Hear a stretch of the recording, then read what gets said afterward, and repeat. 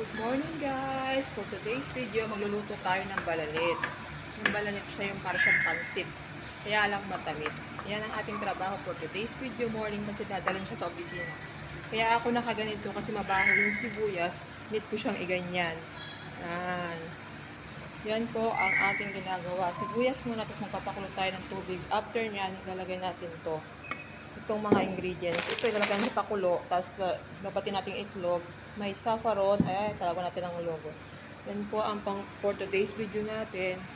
Dadalhin po yan sa trabaho ng amo ko. Yan ang ating trabaho for today. At kaya naman natin itong gawin. Diba? Always natin itong ginagawa tuwing umaga tinadala sa opisina. So, sa trabaho lang tayo. Okay? O, diba? Nakukuha pa nga natin mag-reels. Matawag pa tayo sa Pilipinas pero hindi pa sumasagot ang aking tinatawagan. Mukhang wala pa o online lang.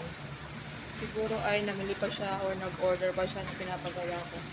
Kaya po tayo nakaganito is dahil po maangamoy sibuyas po tayo. At lalagyan na po natin ng pinakuluan ang tubig. O diba? Nakuha pa natin mag-reels. Enjoy lang ang life. Dapat mag-enjoy tayo. Hindi tayo puro ano lang. Diba? Enjoy ang life. Salamat. Annyeong.